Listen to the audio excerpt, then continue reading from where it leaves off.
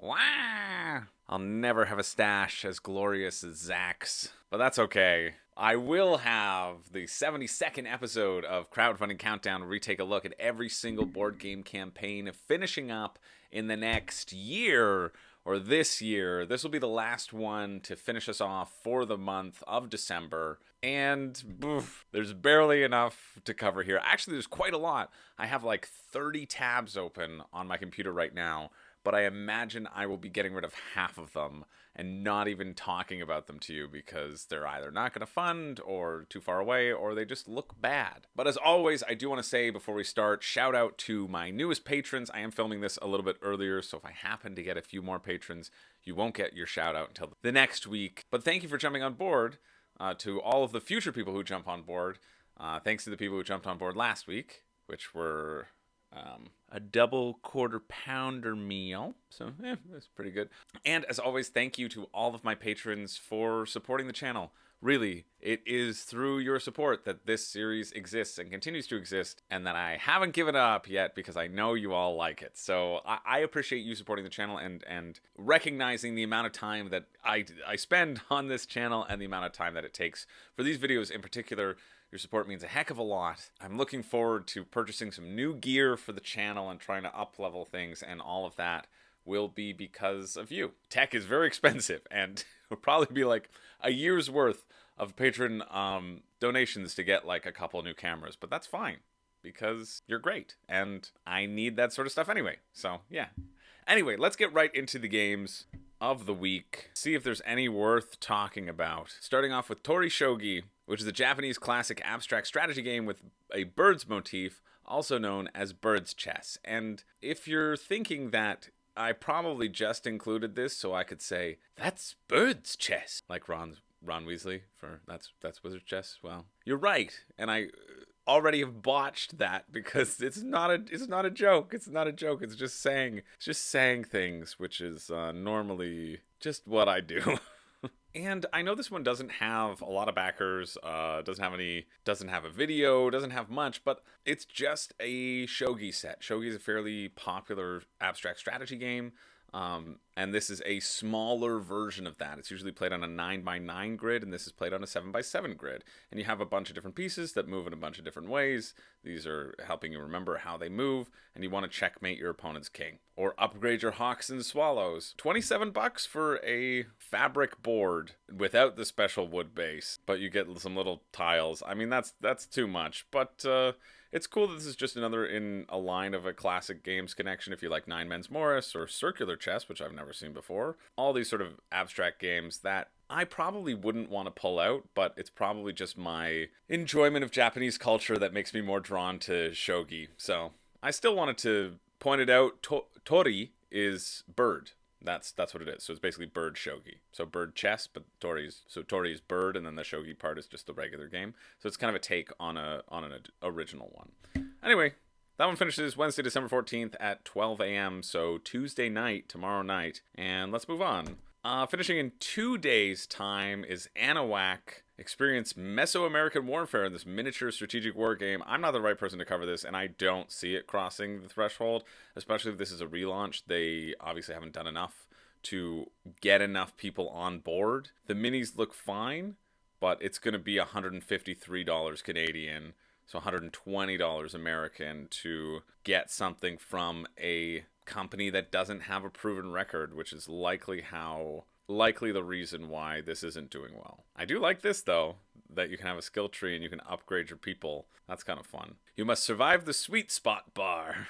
Basically what you roll. So you have the most probability of hitting a critical hit, 6 out of 36 options, because it's clearly just rolled with a dice, right? On a 2 to 12 range. That's kind of neat.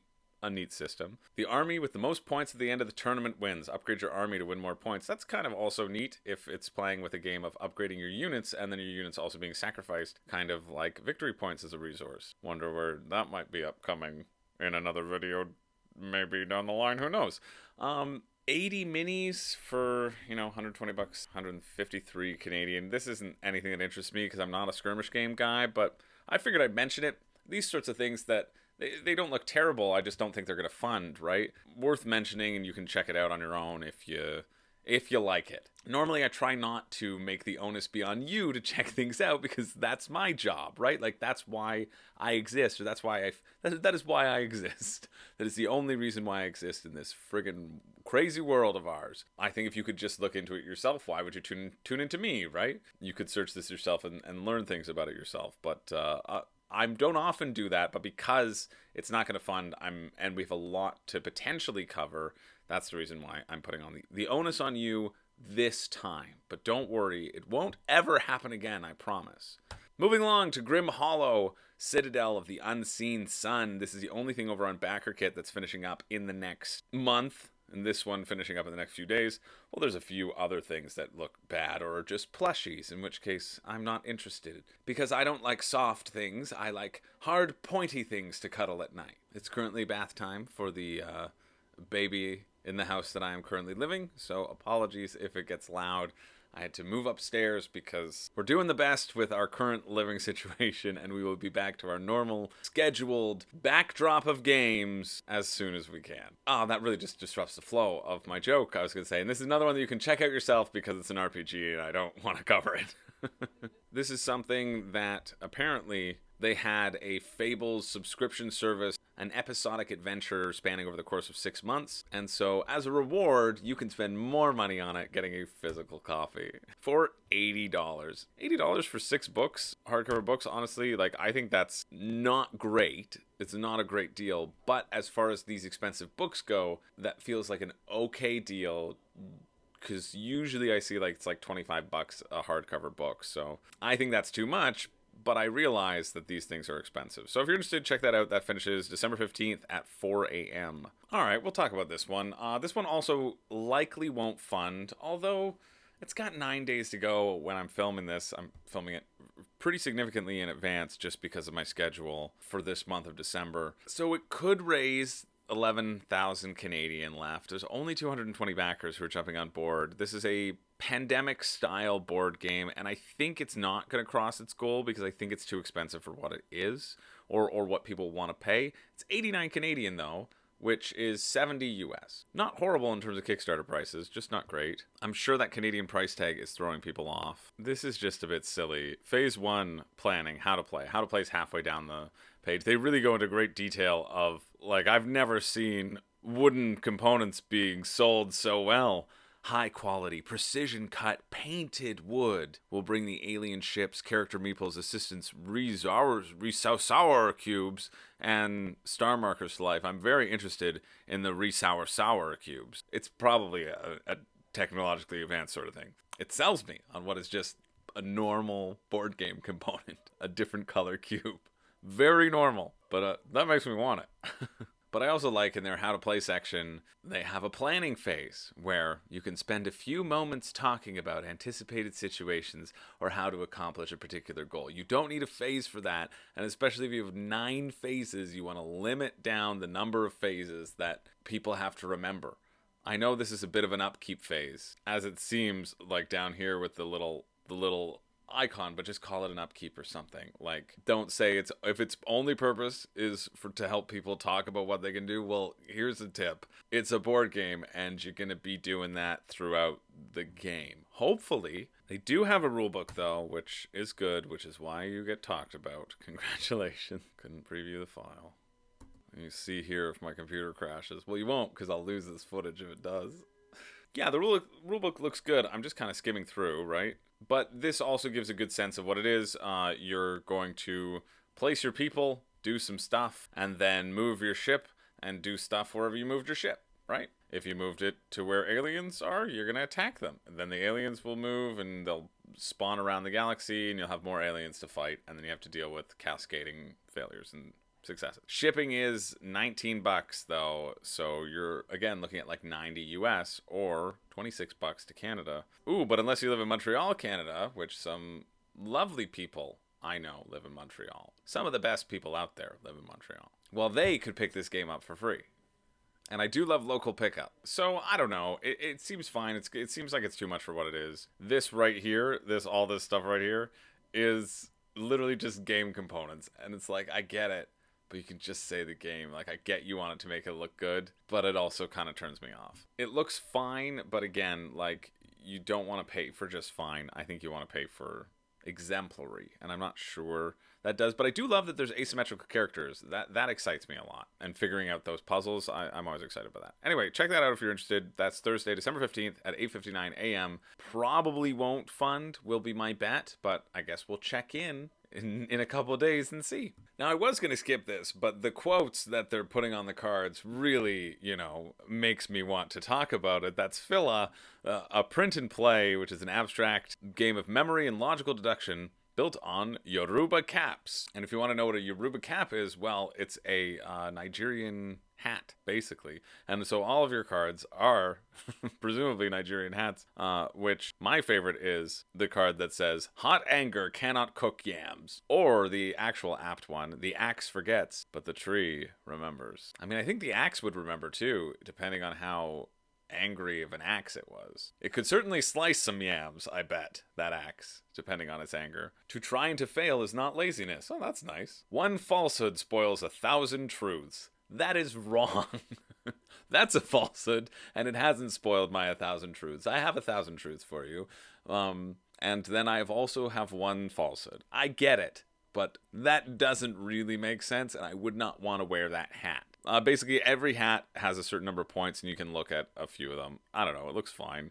It's $5 for a print and play. £5, so $9 bucks Canadian, and it's the most expensive print and play I've seen. Most of them are $5 US and not £5. So 17 people will be enjoying wearing those hats, and I hope you have fun. This is the sort of stuff that we're in this final week of December, but I'm happy that you're here.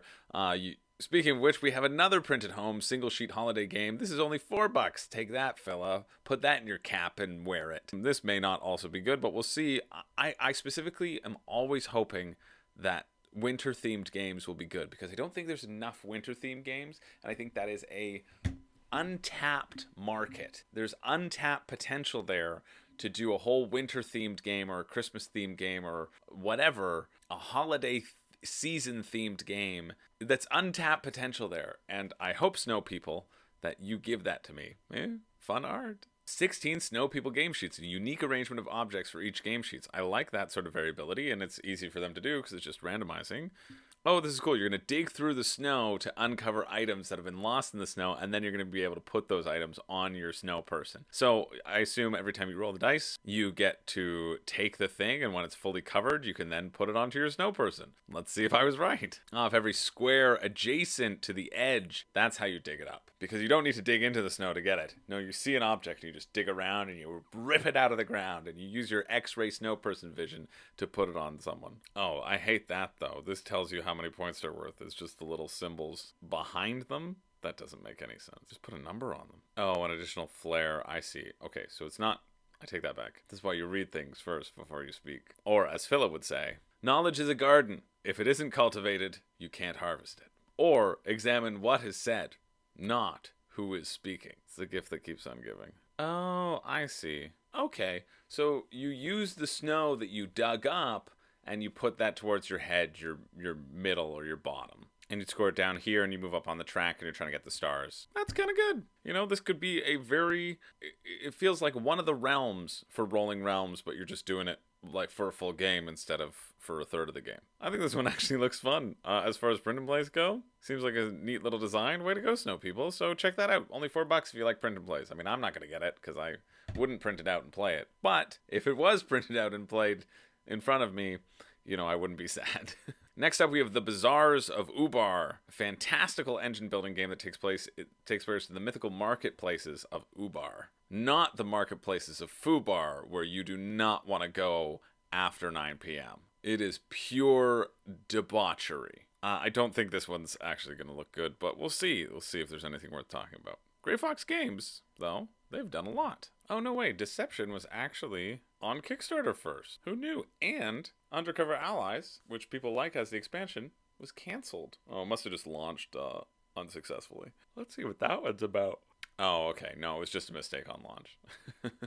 I was excited for the scoop of the century, but instead it was nothing. Yeah, Grey Fox Games, who have brought you Sukunuku Muku Muku. What the heck is that ever? Whatever that one's called. Tsukiyumi? That's the one. Tsukunumi? One of them. Gee, I just had it open, and I trusted that Chris of the future, Chris 10 seconds from then, would remember and know what it was, and that my faith was completely mistaken. Anyway, they did that, and now I've forgotten everything else they've made.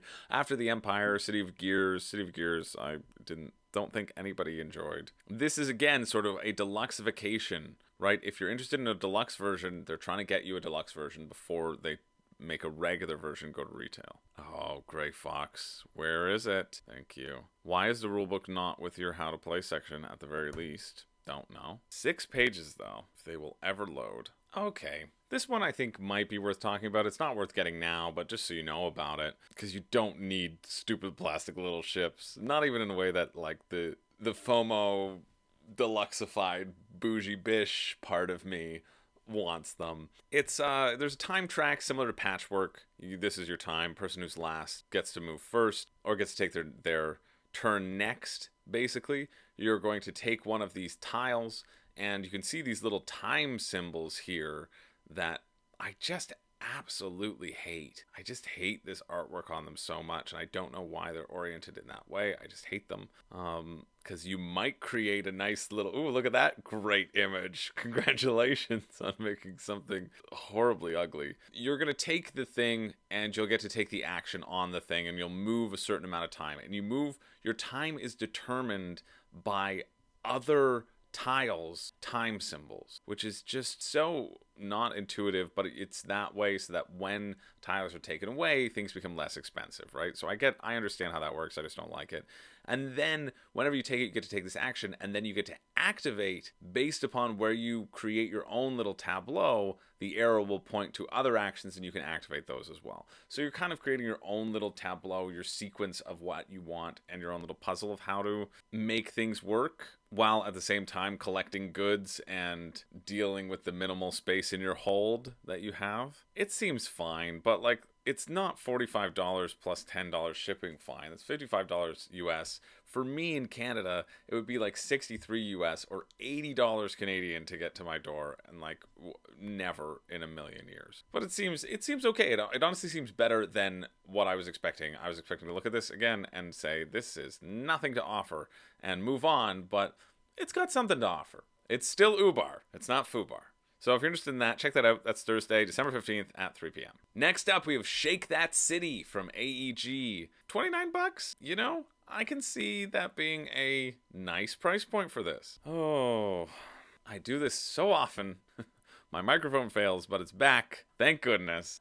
Here we are with Shake That City. Just to do a little brief breakdown, you're going to shake this shaker up, and it's going to pop out 9 cubes, and you're going to choose a color, and you're going to get to put those colored tiles in your city.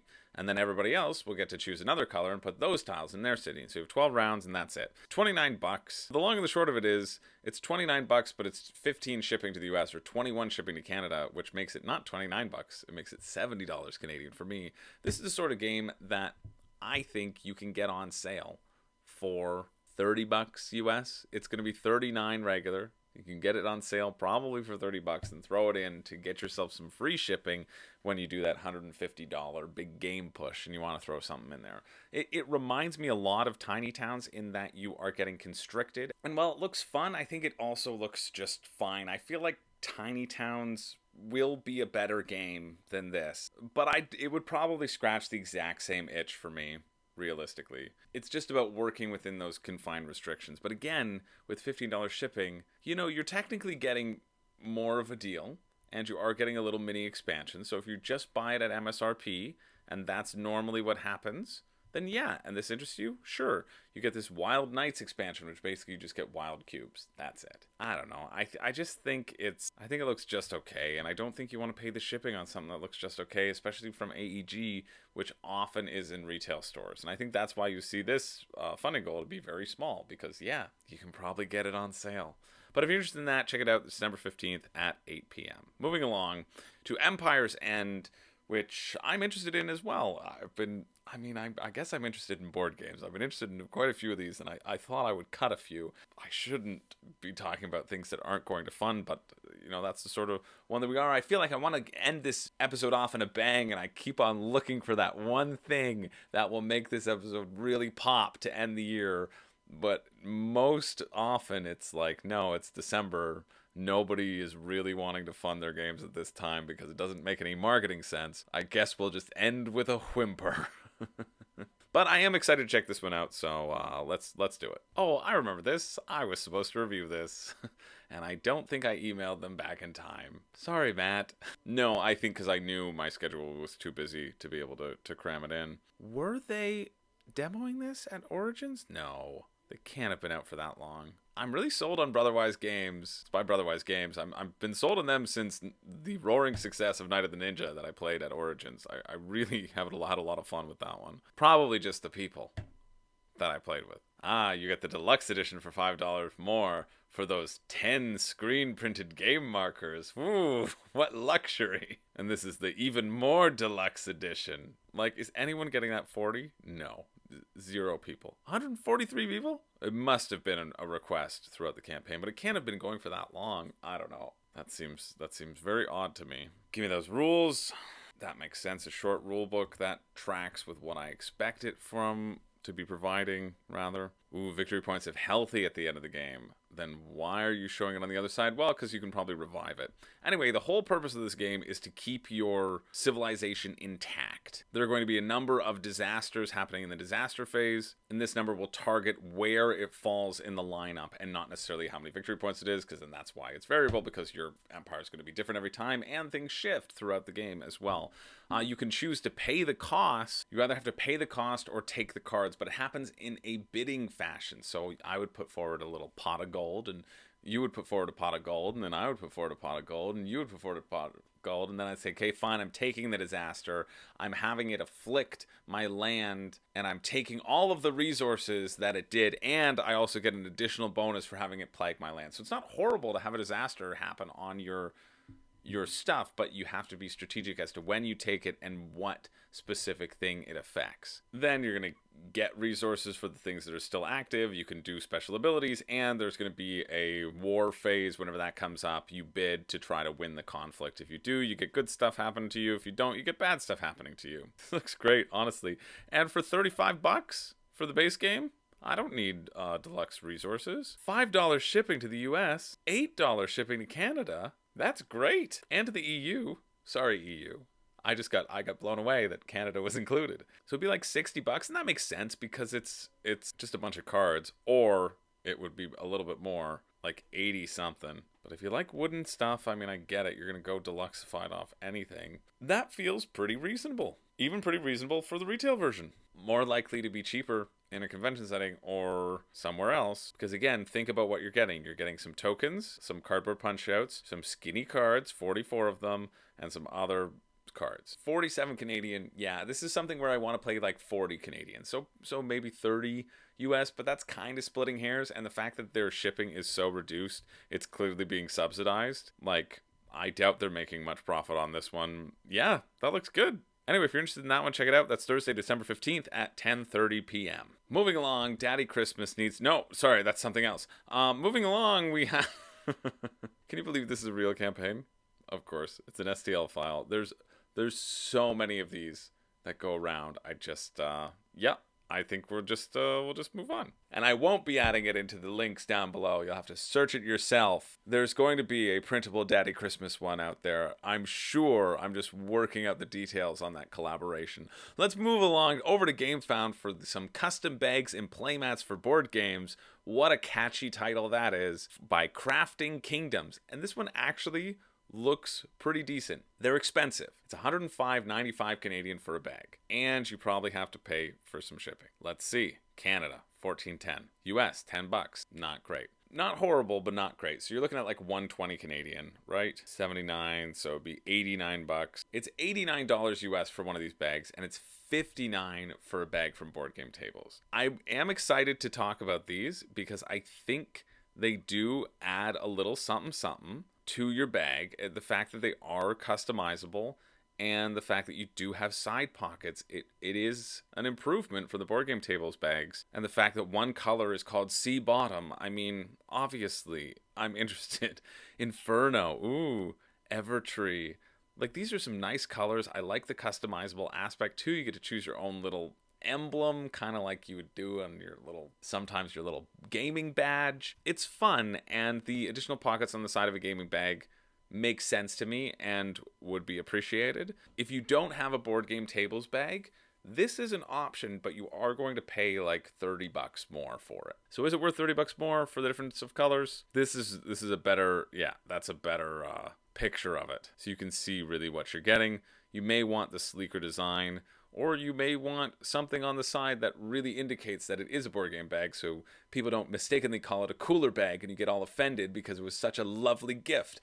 A board game bag was my number one gift idea when I put out gifts for gamers, for people who already have a bunch of games and you want to not get them another game. I put out that video last Christmas. If you're still looking for stuff, well, hey, check that out. If I remember, I'll put it into the link of the description below, meaning I won't, and I will have forgotten, so remind me.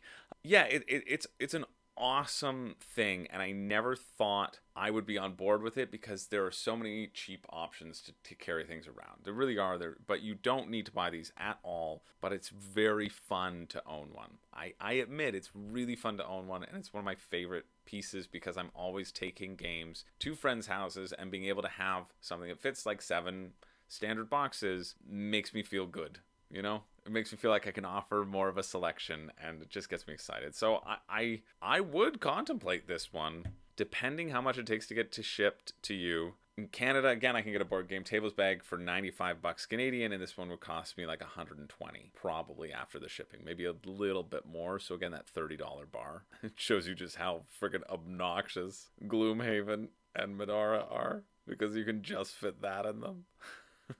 Yeah, but I mean, I like the design on these, and I like the external pockets, and that's the reason why I would contemplate it, because of the external pockets. Everything else feels like it's kind of the same. A board game bag is a board game bag is a board game bag, right? So these surprised me in terms of me actually thinking they might be worth talking about. And then they're offering some playmats that light up, which that's sure. That's fine. Yeah, I like the print, though. I think the print's kind of fun. So yeah, check this one out. That finishes on the 16th at 4 p.m. Nope, not talking about you, because you won't let me click on this. You're cut. You had me at trick-taking. You lost me when you friggin' pretended to have a rulebook and didn't. Where is the PDF version? Oh, how dare you. The PDF version of the rulebook is available in 5 languages. Where is it? Nope, you cut. One that isn't cut, though, is Pest, because one of you wanted me to check this out, and of course, I just want you to love me, so yes, I'm gonna do that. Ooh, look at that slash with a 1 to 5 solo mode. That's how you get the people going, even more than Mama Claus. Oh, cool. They did Small Samurai. I think I remember that one. This is great. More campaigns should do this. This is awesome in terms of giving you an overview of the updates, because the updates being in a separate tab, you're not going to really go and look at them, but you want to highlight the things in the campaign that you have been doing and the announcements that you've made, and having that right up at the top. Honestly, I'm almost for it more than a rule book. Almost. This is a great example of an inflated MSRP. Oh yes, this one mini is worth $35. No, it's not. You're not fooling anyone. I love this. A game of Pest is divided into 3 eras. In each era, into 2 years. During each round, you didn't say round, did you? No, you said eras and years. So why don't you use the same internal language so that people understand what the damn hell you want to convey? You heard me. What the damn hell you want to convey. I do like this, though, and this is worth highlighting, and this is what I'm going to start with before we even get to the rulebook, presuming they have it. I like this action selection. You're going to put an assistant down, and you're going to take the 2 actions where it intersects. And I think that's neat, because this slightly determines what you can and can't do, but you can still do that all-important action 3 times and then take additional secondary actions with it. I think that's really cool. As you head along into this COVID-19, the board game, because you're trying to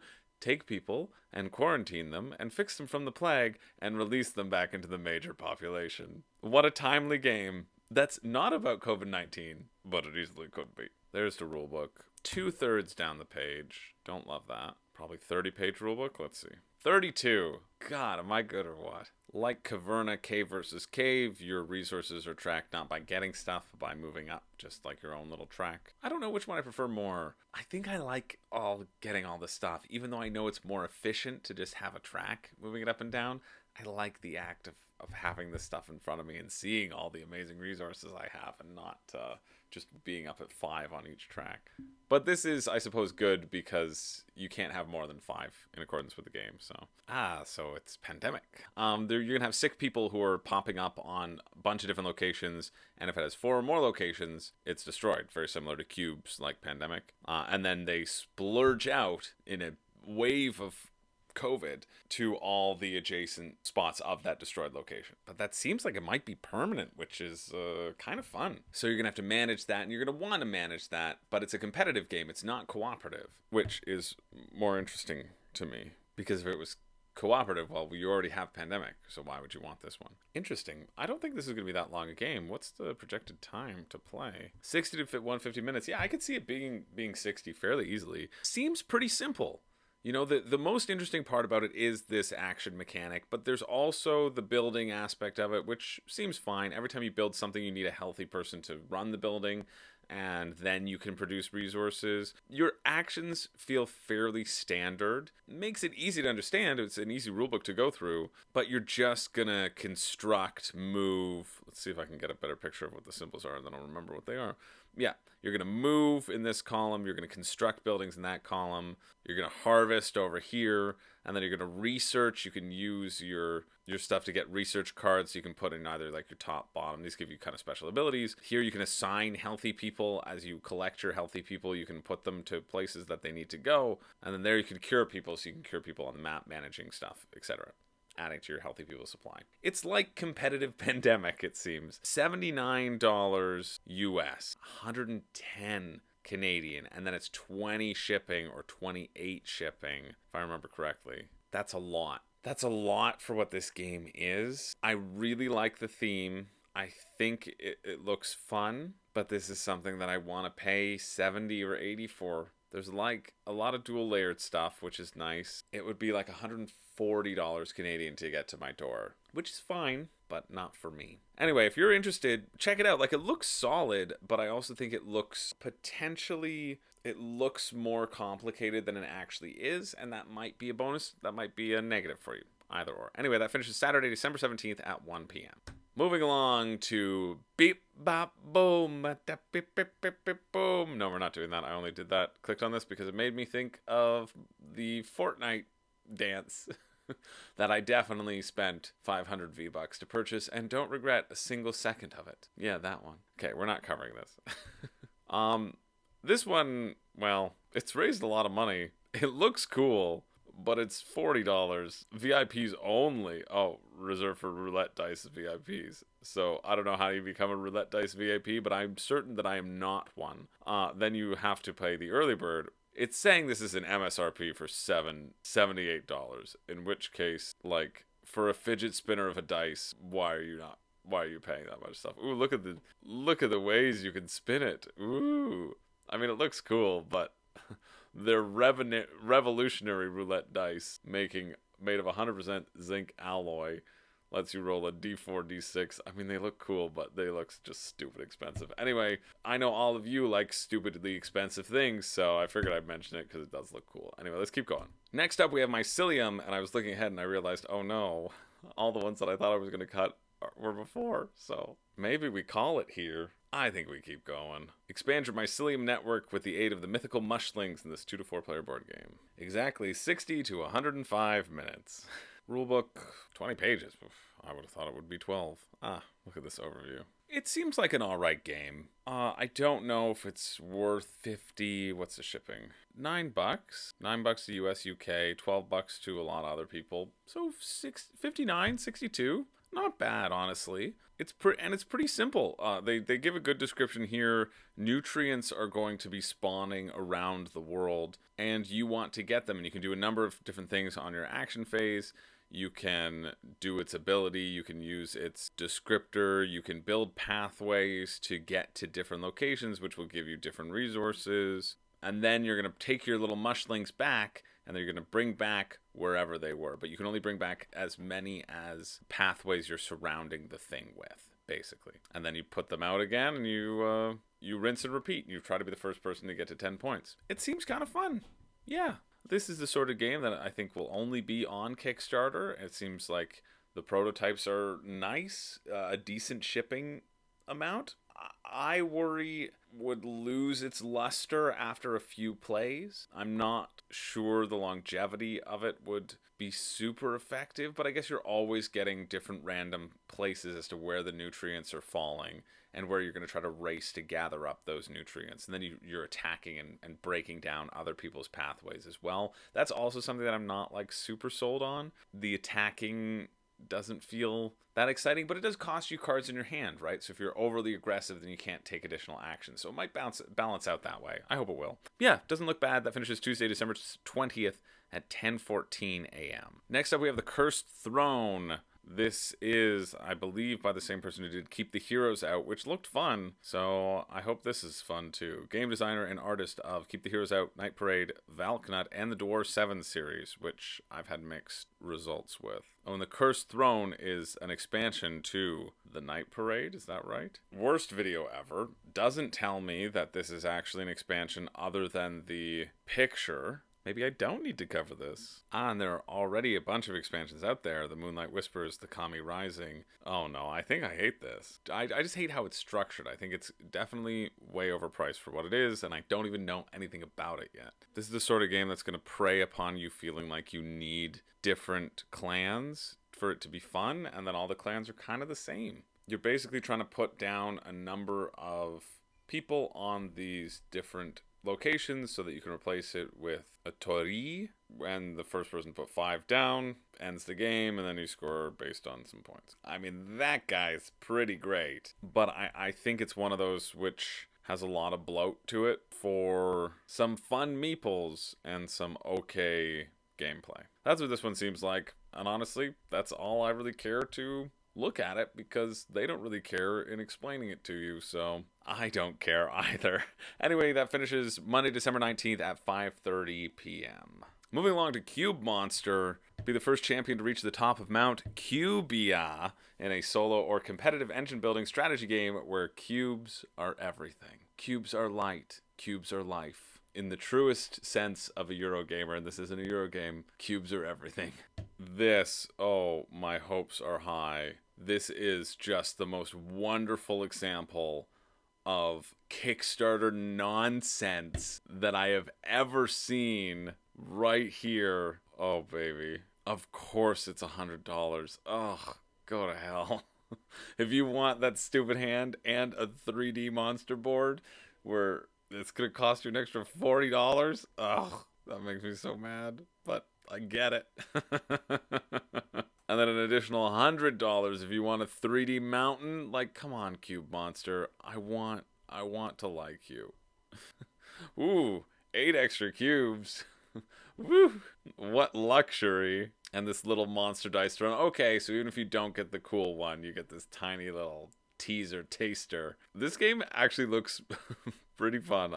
Where's the rule book so I can see if there's any red flags? God, that's so stupid, and I want it. I do. You don't need it though. Like, come on. You don't need that. You don't need this. This is the dumbest add-on I've ever seen. And yet,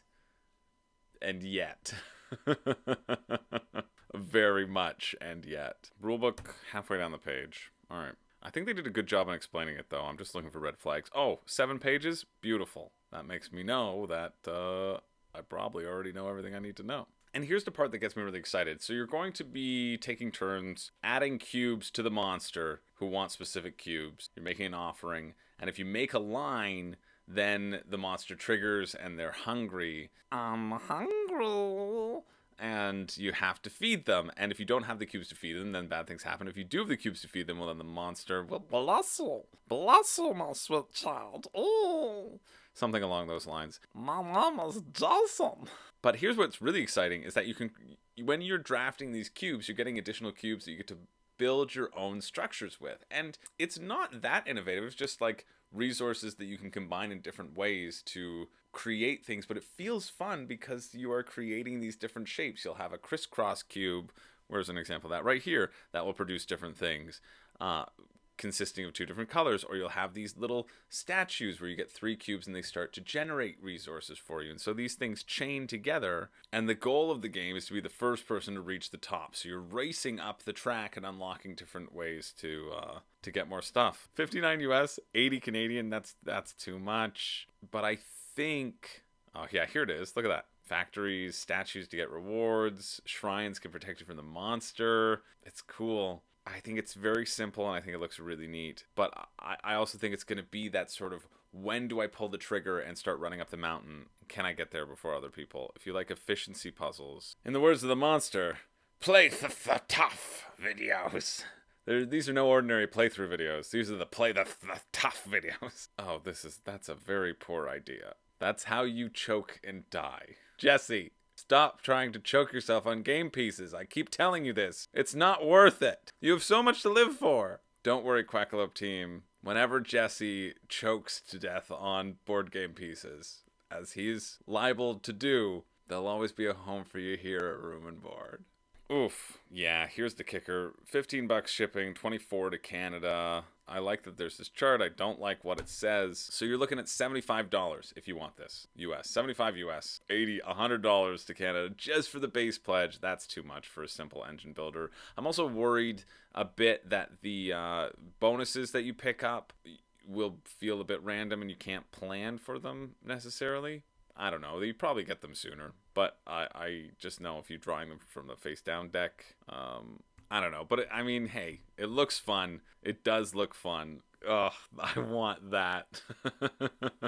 I really do. But it's too much for what it is. But if you're interested, check that out. The Wednesday, December 21st at 8:55 a.m. I'm thrilled that they funded. I'm thrilled that this is going to be in existence. Oh, you do have a rule book.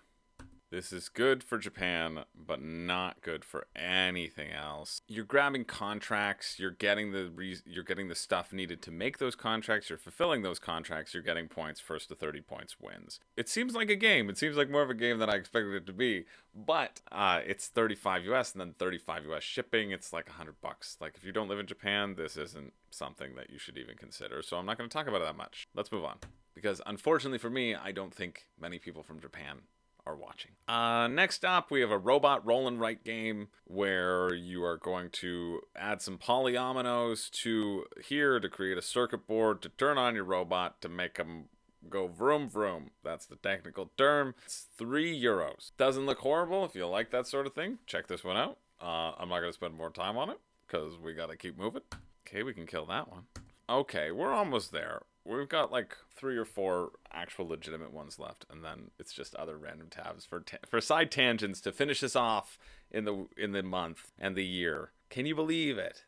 We are almost at a full year of Kickstarter and GameFound and BackerKit and Indiegogo and CreedThoughts.com/CreedThoughts and Mom and Dad give me money for my startup.com. We've made it. This is nice. Note, we'll be less responsive for messages from 10 to 8 Eastern Standard Times. Thank you so much for your patience. That's how you know this is a Canadian one. Because they're like, listen, we're very sorry we have to sleep. I get it. I'm very sorry I have to sleep and can't continue producing and editing content over and over and over again. We're sorry we are taking some hours to rest, but then we'll be consistently at your every beck and call, so don't worry. Healthy work cultures, right? That's what gives you 4 months without a day off. No, just kidding. I love it. Wow, 40 Canadian. That is a wow, actually. That actually makes this a viable option. Oh my goodness. Now here's their big pitch. They say, this is what sucked me in, this double deck building, because a double down has never hurt anyone before ever and is not going to start now. The double deck building is exciting in theory. In practice, it just means that you don't have crap in your deck, which also then is exciting. You can put all of your combat cards in one deck and then all of your economy cards in the other deck, and you don't have to worry about drawing combat cards when you need economy or vice versa. You get to choose what you activate if you're going to be attacking a thing and getting that gold or developing your economy engine right here. And this is bananas, though. It's also deck building without a discard pile, which means everything you get is going to be immediately shuffled into your deck, and all the cards that you just used are going to be immediately shuffled into your deck. So you're going to have a bit of a random element of not knowing what cards are going to come up, but there's a slight mitigation on both the combat side and the economy side, because as it says here, it forces you to destroy a card from your hand each round, and then they're producing resources. So it's constantly pushing you towards this just getting stuff and eliminating the slog of deck builders and just going for that instant gratification and just giving you more of that over and over. I'm intrigued by it. I don't know if it's going to be as satisfying if I don't have to work as hard for it, but it's nice to always be able to trash stuff and then to have a choice from your hand of things that you need to trash and how you can escalate that even more. I also am a bit weirded out by the fact that you're shuffling it into your pile every single time, because if you keep drawing a bad hand, well, eventually you're going to be trashing those bad cards as well. And so if the people who draw a good hand, they're going to have to trash some of the good cards. So I think it balances out. I'm very intrigued by this. Rulebook is about 50% down the page. And eventually you might face this cow dragon, which you're going to go through all of these enemy tiles, but whenever the cow dragon is revealed, well, you can just kill that cow dragon over and over and get 3 gold bars. First person to 10 gold bars wins the game. What's the shipping? 40 Canadian? If it was 40 Canadian all in, I would pull the trigger. It's pretty dumb enough. Shipping, 15 Canadian, 11 US, 11 euros. So you're looking at $55 Canadian. That's not bad. 55. What's our component count? The only time I want to see the components. 84, 54. Yeah, that's pretty good. 55 Canadian? I think that looks fun. I think that's worthwhile checking out at a decent price. So if you're interested, check that out. That finishes Wednesday, December 21st at 11:45 a.m.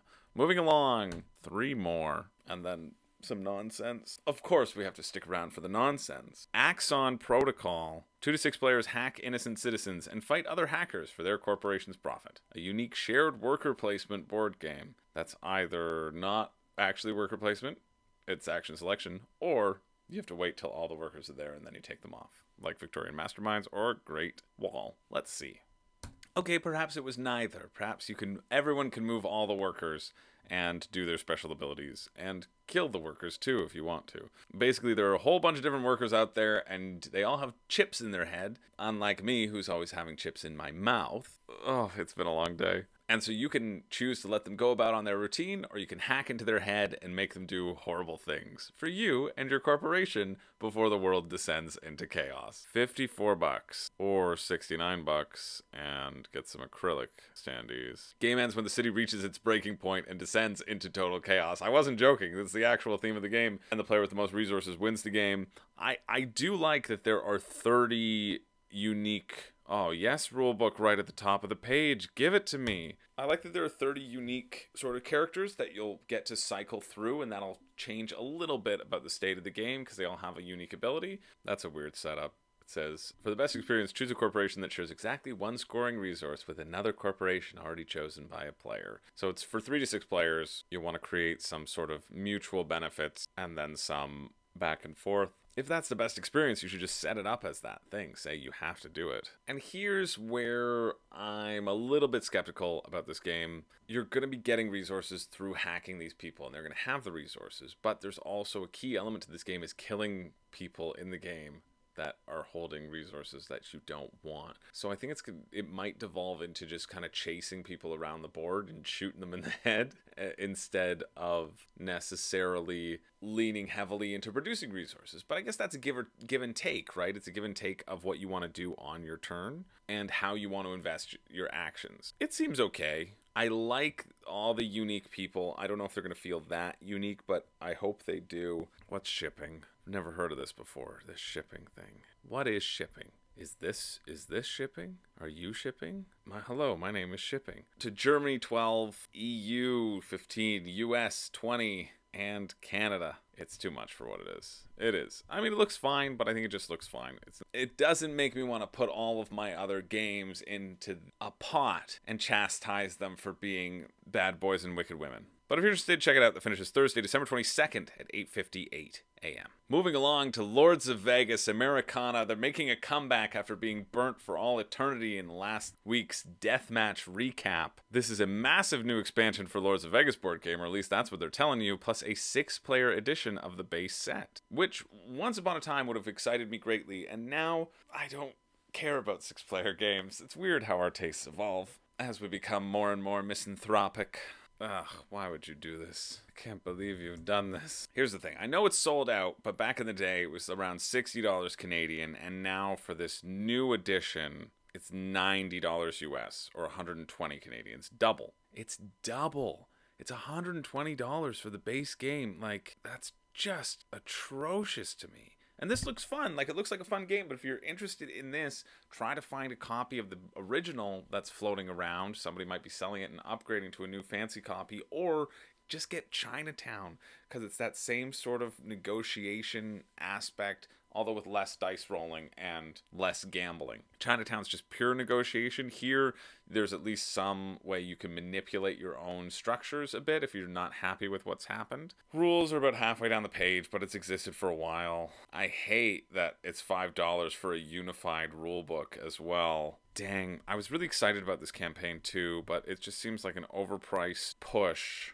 Didn't they do it? Or am I misremembering? Yeah, Lords of Vegas 10th Anniversary Underworld and Boss Bundle. This was back in 2020, where you could get the base set, 2 expansions, and a promo for $93 or $99. And now they're trying to sell you the same stuff for more, which you can't get, but you can't get the briefcase thing in this. That's the only difference. And you can get more maps. Like, I think the more maps seem interesting, but like, maybe I'm not sad that Lords of Vegas burnt up in that fire. If you're interested, check it out. That finishes Friday, December 23rd at 8 p.m., but I just think it's way too expensive for what you're getting. So really, like, tell me why you're interested in this, if you are, and why you're willing to pay that much money before shipping, because we didn't even talk about shipping, which might be 25 to 30 or 30 to 40. Jeez, stop this right now. Kickstarter is not the model for you. I don't know how this has raised that much. It hasn't gotten its goal yet, and that's why it's so overpriced for what it is. So maybe it'll get there. I bet it will get there, but only just, and I don't think it should. But check that out. You know when it finishes. I already said it. Let's move on to Douc in Danger. A clever trick-taking game with a unique modular system. Explore a game about saving monkeys. For real. Yeah, as opposed to not saving monkeys. Like, that's not an expression. For real, it's about saving monkeys. Unless you're donating to critically endangered monkeys, which you probably are. I don't know. Let's see. The sweet little Doucs that are endangered. I had a dog, a fictional dog in Arkham Horror named Douc, and he was sacrificed so we could make a sanity check. I've never gotten over it. I should probably back this game just based on that principle. Rulebook is here, almost at the top of the page. That's great. It's also got a video from the rules girl, who is generally pretty good at being succinct, but I prefer to look at the rulebook because that's what people are getting. Unfortunately, this looks like a bit of a mess. Maybe it isn't. People seem to like it, but I don't see it. I mean, these Doucs are cute, but basically you're going to be putting people into the danger zone, and it's up to the ranger to stop them. So if you're a poacher, you're like, haha, I want to capture these people, and the ranger will have to play cards of the same suit but higher in order to, if they save them, great. If they lose them, they lose points. You want to lose the least amount of Doucs as the ranger to win the game. And then you rotate roles all the time. But then there are these tourists that don't really seem to make any sense to me because they don't really have a purpose. They're not really described in the rule book as to what they should do. There's also a bunch of different danger levels, which this rulebook only explains 3 of them, even though it can go up to 6. So, especially when it's only the ranger who gets penalized when the Doucs get lost, why would I even care about the Doucs if I was a tourist, you know? It's mainly because you can save Doucs, or you can put them in danger, so you can pick up the tricks, or you can throw them down, so that you can add to your own score or hinder the ranger. I guess that's fine. You're all vying for different tricks. It seems okay, but it just feels, I think the focus here is, hey, let's kind of cram the theme into here because we want to have a game that supports the Doucs, and like, that's cool. Because damn Doucs are cutes. They might as well call them cukes. Cukes, they'd be like little cucumbers. But I assume everybody here already donates to their favorite charities and doesn't need to do it by purchasing a game. That's harsh. Shipping $8, so it's 30, so it's like $40 for this fine trick-taking game for me in Canada. So unfortunately, that's a pass for me. But if you're interested, check that out. That's Thursday, December 29th at 8:58 a.m. That's taking us to the end of the new year, or to the end of this year. Here's another one that's not going to fund, but I think is interesting, and I think it's the right idea. It's just too expensive for what it is. Those are bits and bobs, odds and sods. Anytime you have counters, I've been using dice, but this is a great idea if it wasn't like $30 per section of colored counter. I'd love to have a little counter, but you just need dials. I think if you just came out with mass dials, if I could purchase like 10 to 20 health dials or mana dials with different symbols on them that are just cardboard, that's something I would be interested in. This seems too chonky for what it actually is, and why don't you just go buy a lock? That's what you can do. You can buy one of those locks and then use that on your board gaming night, and it's nice and heavy, so everybody loves a deluxe lock, a deluxe component, right? This one's made from zinc alloy, and with movable parts you can really adjust the positioning of the mini. Secure fastening if you get one of those locks. Plus you can set the combination for 000 so that when you get to the bottom, it pops open and you go, oh! That was you dying of your blood spurting out of your body, and not anything untowards, I swear. This is one that I haven't looked into, and I won't look into. Maybe it'll get there January 17th. I thought it was kind of interesting going through this and going so far in advance. In advance, I was like, how far in advance could you set your campaign? Then the answer is 59 days, taking us to February 3rd at 1:51 a.m., day before a certain bad boy's birthday. But that's nuts that Kickstarter campaigns could be running for 60 days. Most board game campaigns don't do this. This D&D hunting supplement certainly has. They're just throwing it out there and seeing if it accrues anything in that time. But I just thought that was kind of interesting. That seems to be the largest amount of time you can have a campaign ongoing on Kickstarter, and why people choose the amount of time that they do. We know that Steamforge always does 10-day campaigns. You see 14-day campaigns, you see 28-day campaigns, 30-day campaigns. I think 28 or 21 feel like the right amount, but then again, I've never run one, right?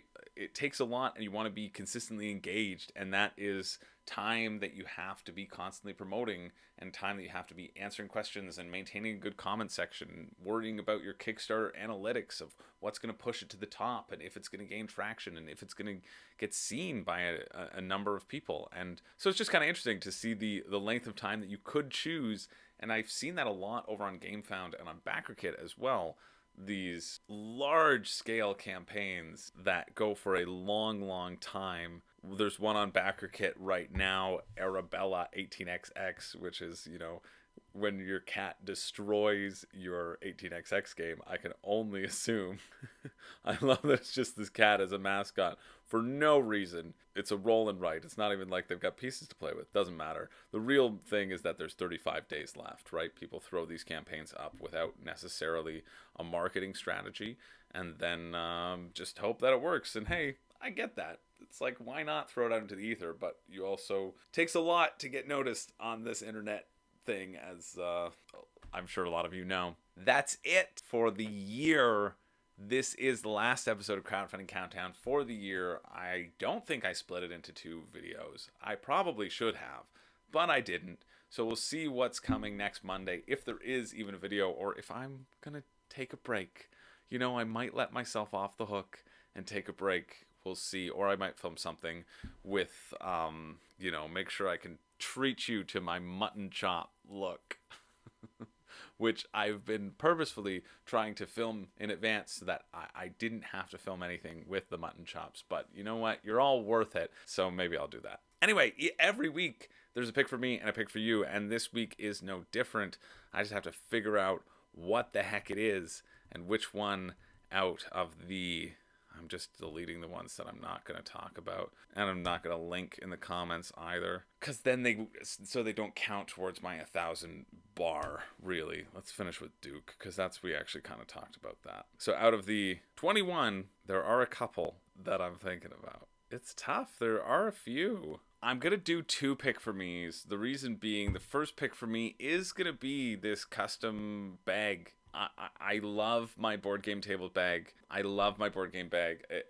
I am so surprised that I do love it as much as I do, but if you're consistently going over to friends' houses to play games, it's worth the investment. It is, even though it is in that sort of expensive bar.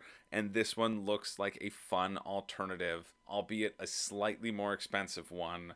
If I didn't have the board game tables bag, I would be considering this one because of the design. So check this one out. I don't think they're funding either. They're 85% funded, and I think their stretch goals actually might be legitimate stretch goals. So check this out, and hey, you could support it. And if it doesn't fund, well then you can just get a board game tables bag. It finishes in 10 days time though, which would be tough. Well, you're ordering it for later instead of getting a board game tables bag, which would ship sooner as well. So this one I'm kind of on the fence with, but I like seeing competition in this space and elevating the accessories of the hobby, and so that's why I'm going with this one as my tentative pick for me. The other pick for me that I want to give a shout out to I think is Goldblivion. Really, I'd be interested in trying it out. I think it looks funny. Mainly the cow dragon, and the art style just seems fine. I think it's like a decent price and is interesting enough. And I think it would be a really quick deck builder too. So I don't think it would overstay its welcome. That's my bet for this one. I think it'd be weird, but I think a good weird. And then my pick for you, I'm really debating. Empire's End gets the honorable mention here, but I think that's probably better at retail. But no, this one had the $5 shipping, didn't it? It did have $5 shipping, but it does say that they're going to be localized with Lucky Duck and Brotherwise. So let's look at Flamecraft right now. And I know 401 Games feels like, them and Board Game Bliss feel like some of the best in the market. Standard edition, $36.95 Canadian, right? And then if we go to the Flamecraft, even their retail edition, you don't get any of the extra stuff with it, right? You might get some stretch goals here. I kind of forget what they have. $39 US, right? So I feel like because Lucky Duck is good at getting accessible games out there and the component count isn't huge on this, I think you're going to get it for better than $35 US. If you get it from 401 Games or Board Game Bliss, you might. So that's why it's not Empire's End, and it is, even though it's doubly expensive, but it is doubly expensive. But it's also their second created. I don't know much about Battle of Gog. I do know that when I was scrolling through Alex Radcliffe's ratings, this is one that he rated a 1. So if it's by the same publisher, I don't know if it's by the same designer. I don't care. What the heck does Alex know anyway? Nothing. Even though this might take Jesse Anderson from us because he decided to stuff the entire 3D terrain into his mouth. I'm giving it to Cube Tower. I am.